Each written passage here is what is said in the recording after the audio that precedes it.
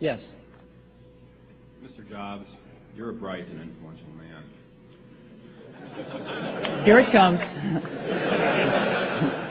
It's sad and clear that on several counts you've discussed, you don't know what you're talking about. I would like, for example, for you to express in clear terms how, say, Java, in any of its incarnations, addresses the ideas embodied in OpenDoc. And when you're finished with that, perhaps you could tell us what you personally have been doing for the last 7 years.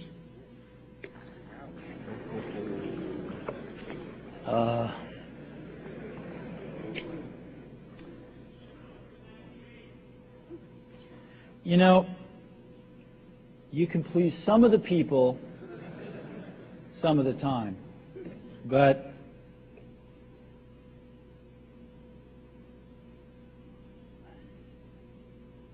one of the hardest things when you're trying to affect change is that people like this gentleman are right in some areas.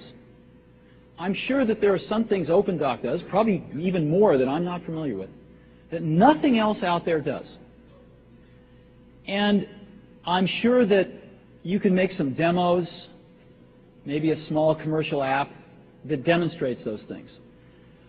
The hardest thing is, how does that fit in to a cohesive, larger vision that's going to allow you to sell $8 billion, $10 billion of product a year? And one of the things I've always found is that you've got to start with the customer experience and work backwards to the technology. You can't start with the technology and try to figure out where you're going to try to sell it. And I've made this mistake probably more than anybody else in this room. And I've got the scar tissue to prove it. And I know that it's the case. And as we have tried to come up with a strategy and a vision for Apple, it started with what incredible benefits can we give to the customer? Where can we take the customer? Not starting with, let's sit down with the engineers and figure out what awesome technology we have, and then how are we going to market that.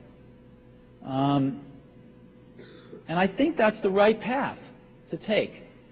I remember with the laser writer, we built the world's first small laser printers, you know. And there was awesome technology in that box. We had the first Canon cheap laser printing engine in the world, in the United States here at Apple. We had a very wonderful printer controller that we designed. We had Adobe's PostScript software in there. We had AppleTalk in there. Just awesome technology in the box. And I remember seeing the first printout come out of it and just picking it up and looking at it and thinking, you know, we can sell this. Because you don't have to know anything about what's in that box. All we have to do is hold this up and go, do you want this? And if you can remember back to 1984, before laser printers, it was pretty startling to see that. People went, whoa, yes. And that's where Apple's got to get back to. And, you know, I'm sorry that OpenDoc's a casualty along the way, and I readily admit there are many things in life that I don't have the faintest idea what I'm talking about. So I apologize for that too. But there's a whole lot of people working super, super hard right now at Apple. You know, Avi, John, Garino, Fred. I mean, the whole team is working, burning the midnight oil, trying to, and people, you know, hundreds of people below them, to execute on some of these things, and they're doing their best. And I think that what we need to do, and some mistakes will be made, by the way. Some mistakes will be made along the way. That's good, because at least some decisions are being made along the way. And we'll find the mistakes, we'll fix them.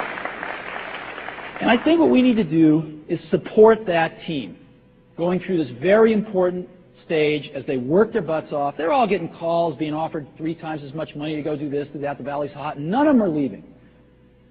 And I think we need to support them and see them through this and write some damn good applications to support Apple out in the market. That's my own point of view. Mistakes will be made. Some people will be pissed off. Some people will not know what they're talking about. But I think it is so much better than where things were not very long ago. And I think we're going to get there. So I think we've got time for just